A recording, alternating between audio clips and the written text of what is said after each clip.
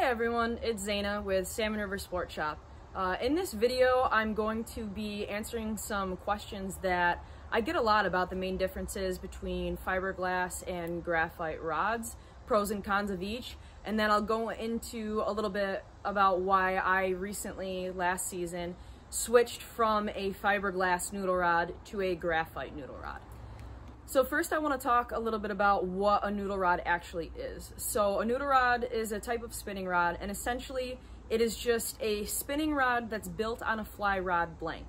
So instead of having the reel seat on the fly rod where it's towards the butt of the rod, it's actually moved up further like a traditional spin rod would be, and instead of snake guides like you see on fly rods, it's usually swapped out for ceramic inserted single foot Fujis. So the benefit of using a noodle rod and why they were created in the first place is the length and the flexibility of a noodle rod allows us to use much lighter line and still get the fish in. I think I talked about this in another video. I know if you've been in the store, you've heard me talk about this over and over again, but really the name of the game is always how light of gear can I use, how light of line, how small of a hook can I use and still have a chance of landing a 30-pound king salmon.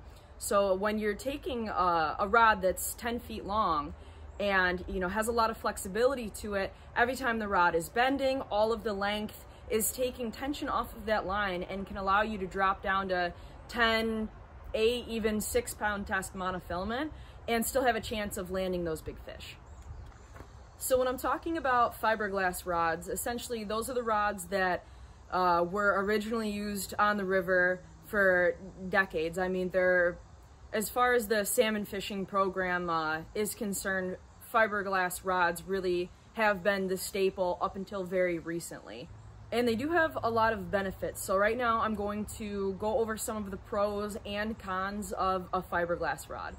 So one of the main benefits of a fiberglass rod is their durability. They are incredibly strong. You can grab them and bend them end to end pretty much without running the risk of breaking them. You can run 30-pound monofilament line on there if you want to for most of the rods. They're a lot more durable for things as well, like split shot.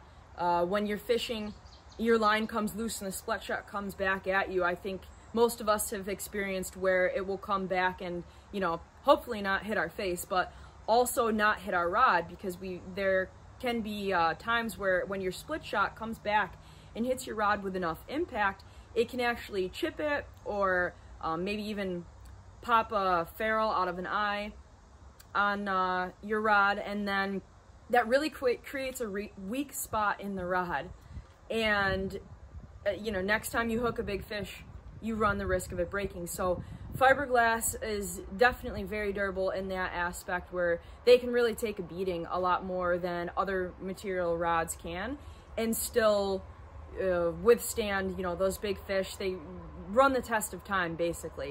You throw them around, they don't chip as easily, so they're a lot more dependable in that aspect as far as durability.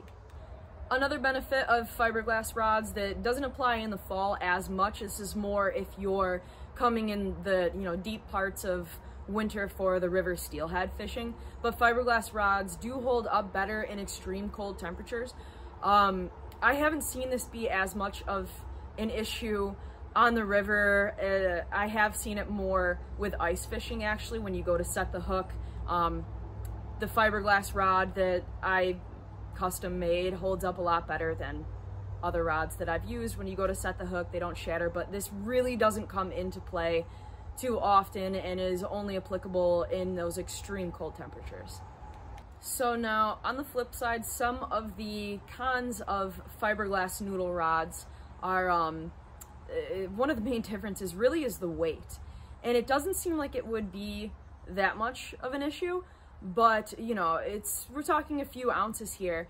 And over the course of a day or even a couple hours of that repetitive drifting motion, back and forth, back and forth, back and forth, those ounces add up. And it does fatigue your arm a lot more than a lighter weight rod would. And that's something I personally have noticed, and I'll get into that a little bit later. They're also a lot harder to find nowadays. I'm not exactly sure when the transition started. I guess probably when the technology in graphite rods really made that jump for more durability, but it's very difficult to find noodle rods that are fiberglass nowadays. Any ones that you find, you see at garage sales a lot, or someone's grandfather passed it down to them. It's just not something you can go to any store and find. Certainly, I don't know any manufacturers anymore that make them, besides maybe Lama Glass or something like that, but those are situations where you'd pretty much have to find a blank and then have it custom made, or when I have found them in noodle rods that you can buy from stores, they're a lot more expensive. The last thing that I don't like about them is I actually find that there's a decreased sensitivity, so I can't feel I can't feel when I'm bouncing the bottom as much. I don't have that really immediate, sensitivity through the line and reaction. I'm not sure if that has to do as much with the actual material, or if it's more that the fiberglass rods tend to have a lot more flexibility, so your rod is just naturally, bouncing up and down more with the wind or other aspects, and that might trick you into thinking it's a hit when it's not. I'm not 100% sure what the difference there is, but for me personally, I have noticed less sensitivity in my fiberglass rod that I previously used. So now I'm going to talk about graphite rods. This is definitely more newer technology for rods. Not new by any means. I mean, it's been around for a while, but when we're talking about, the past 45, 50 years of salmon fishing in, I guess it is coming up on about 50 years now. I think the store has been there. So, but when salmon fishing really picked up in Pulaski, the original rods that were being used were fiberglass noodle rods, and it has been a more recent transition into those graphite rods. And some of the main reasons for that, or I would say one of the main reasons for that, is how much lighter they are. I was just talking about, a few ounces difference in a rod doesn't seem like it would make that much of a difference. But think about it this way. I mean, anyone who's ever had a job where you have to have steel-toe boots on knows how heavy they are, and after a day on your feet wearing those, I mean, it's just, you're dragging them. By the end of the day, it feels like you have cement blocks on your feet.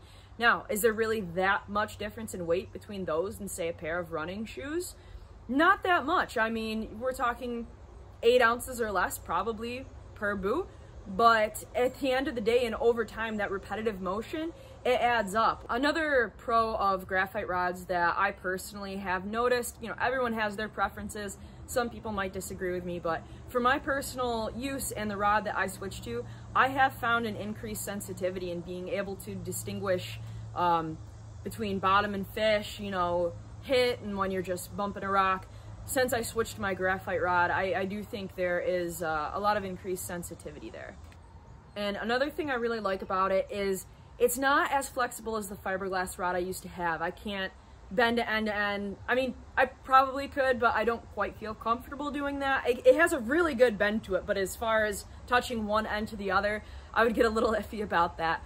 But it does have more backbone. So on the rod that I have now, which is a 10-foot graphite noodle rod, when I set the hook, and I did find that on the rod that I was using, which was I think it was an old Wonder rod. It was something my dad gave me when I first started salmon fishing, for sure, and it held up great for many years. But when you set the hook, I really had to give it a little bit more effort in there to get the hook in like I wanted it. And especially now with the regulations, I mean, it can be so touchy between what's picking up, what's setting the hook, what's snagging.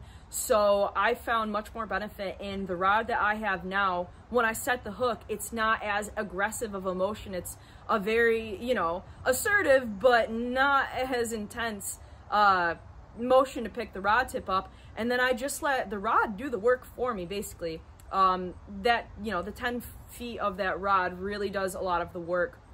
As far as taking the tension off the line so that I can drop down to lighter line, there's a lot more benefits as well, as far as setting the hook. And then in addition to that, when you do hook a fish and you're trying to tire it out, you're always trying to keep the head of the fish up. You don't want them to go nose down and get into that current, because then they really have control. You want that head control, and when you have a long rod that has the backbone to it, you're holding your rod tip up in the air, and it's not bending, you know, as much as a fiberglass rod would. It's going to tire that fish out a lot faster. It doesn't give them as much control. It's not a stiff rod by any means. It has a lot of flexibility to it, but because there is more backbone there, when you're holding that rod tip high in the air, it's going to be much harder for the fish to get down into the current and get their head control back. And the last thing that I really do like about graphite rods is the accessibility in finding them. Like I said, I mean, with my fiberglass rod, I love it and I still do use it, but if it broke, I don't know if I would be able to replace it other than raiding my dad's rod collection and hoping he would let me take one of the ones that he has. It's not something you can easily replace. So especially on, you know, the river, that river does break gear very easily. I mean, I actually lost about 3 inches off the tip of the rod. I don't know when it was. It was a couple years after I started fishing with it, so it did last a while, but that broke, and it's not something I can replace. Whereas graphite rods are just, it's the newest technology. It's what everyone's using. It's what I sell in the store. I don't think I have any fiberglass rods in the store anymore, actually. They're all graphite rods. So if you get a rod and you love it and you go out and break it, it's going to be very easy to replace that rod and get exactly what you want. When you get a rod that you love and you're used to it, you're used to the feel of it, the length of it, everything like that, you want to be able to know that you can find something like that again if something happens to yours. And that is a benefit that I really do appreciate about graphite rods. Now, the main downfall about them is they do break much more easily. They're not as durable as fiberglass rods. Don't throw it in the back of your truck. Be very careful not to step on it or, scrape them too much. When the split shot comes back, if it hits your rod, you really want to check it over or bring it to me. I'm always more than happy to look over, the rod that you have to see if there's any defects in it, because once you get a chip in that graphite, the integrity of the rod is compromised, and the next fish that you hook, I mean, there's a good chance it's just going to break and you'll end up losing that fish. So that's something, they're very durable, but fragile in that aspect as far as when you do get a defect in it. So that's something to look out for before you start any season. I mean, you want to start with new line every year. You want to make sure that your reel is cleaned out and lubed up, and you want to check your rod over top to bottom for any defects. Make sure all your eyes are intact, there aren't any nicks, because that can cut your line too. Or again, just bring it to me. Anytime I help someone set up a rod, I'm always looking to see if it's compromised in some way or any aspect of their setup is. Because the last thing we want is you to go out on the river, hook into a nice fish, and then lose it over something as dumb as you didn't notice a tiny nick in your rod and it broke. Okay, now so why I personally switched from a fiberglass rod to a graphite rod. And I can tell you it wasn't easy. I was diehard fiberglass rod for years just because that's what my dad used, it's what my grandfather used, that's what was sold in the store for many, many years. I knew how durable they were, and I just really was holding on to, that tradition of using the fiberglass rods. And a friend of mine who's out on the river all the time had a graphite rod. He recently switched. We got him set up with a 10-foot Riversider rod, and he let me use it. And I have to say, after maybe a half an hour's worth of consistent drifts, I could absolutely tell the difference in that small difference in ounces in the rods, in their weights. I was not as fatigued at all, and I really didn't think it was going to make that much of a difference, but I'm here to tell you it did. And it made me, that was the first thing that made me stand up and take notice that, oh, these things aren't that bad. Maybe I should give them, a little more of a try. And then setting the hook, which I talked about earlier in the video, is definitely another aspect of it too. I just really noticed how much easier it was to set the hook using the graphite rod that my friend let me borrow. But I think the main difference that made me switch over to a graphite rod, and I don't think I'm going back to a fiberglass one, is it forced me to practice what I preach about using as light of gear as possible. When I had my fiberglass rod, I think I had 20-pound Maxima on there with, oh, what reel did I have? An old Martin 72, which if you've ever seen those with a star drag, they're an older reel, they're incredibly heavy, and you can't beat the drag on them. I mean, you tighten it down and it just doesn't go anywhere. So we've got a heavy reel with a great drag, but a heavy reel, and then 20-pound test, because I knew the rod could handle it. I knew that that rod could stack up to 20-pound test and still, you know, not really run the risk of breaking. And there's just so many downfalls to using heavy gear like that. The line doesn't want to get to the bottom as well, which, you know, obviously you have to be bouncing the bottom to get in front of the fish. The fish see the line a mile away. I'm sure the added weight of the line also adds up to the aspect of the overall weight of your setup. And I tell people all day long, you know, drop down to lighter line. You're using too heavy of line. You're using too big of gear. You don't need to go that extreme in order to get these fish in. And for a while, I'll be the first to admit, I was not taking my own advice on that. I was very stubborn about wanting to use my really heavy line, because there is an added sense of security there. You know, you think, oh, okay, I'm, you know, gonna be able to really land this fish. And at the end of the day, it was a lot nicer switching over to, I now have a 10-foot graphite rod, and I use 8-pound test, sometimes 6. And I have to tell you, I really haven't had the line break any more than it was before on my old rod. Maybe when I drop down to the 6-pound test, especially if the water's low and it's running over rocks, but it holds up just as well. The length of that rod really takes the tension off the line, and I'm hooking up so much more into fish because they can't see it. The added benefits of switching over and really forcing myself to drop down to the gear that I knew I should have been using in the first place is just, it's too much. I'm not going back to the fiberglass rod. Sorry, Dad. And I also think that's an excellent example of a lot of like ocean rods, you know, surf rods are fiberglass. Some of them are even solid glass. They're made for pulling in huge ocean fish. You know, if you've ever been ocean fishing, you've seen the rods. They're very stiff. You're putting super heavy line on there. And I think, you know, when people ask me, can I use my ocean rod? My short answer is yes, but I wouldn't recommend it.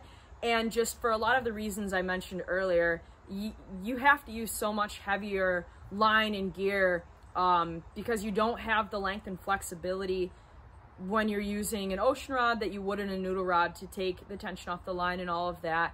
You're not going to be hooking into fish as much. And also the overall weight of those rods, I can't imagine spending a full day drifting with a setup like that. I mean, those are rods that are really made either for, you know, casting and standing, or you put it in a boat and send your line out, and then it's in a rod holder until you do hook a fish. But that repetitive motion, if you had to drift with one of those all day, I haven't personally done it. If anyone here has tried that and then switched over to a different rod, leave a comment sharing, you know, your experience, why you switched over. Or if you do use your ocean rod still on the river, talk about that too. Maybe there's a benefit of it. I don't know. I can't really think of any. But I'm always willing to learn and hear and see what other people's preferences are on the gear that they're using. So that wraps this video up. I'm just really trying to get more information out there and answer some of the most common questions that I get when people come in the store. More information about, you know, gear, hooks, line, anything like that. If anyone has any questions that they would like answered, or maybe, you know, if you're too embarrassed to ask, I could absolutely do a whole video on questions people are scared to ask or something like that. I'm always happy to answer and educate. That's why we're here. Stop by the store and see me if you want more in person. I love helping people and just putting the information out there so at the end of the day, we can all enjoy the same thing, which is fishing on the river.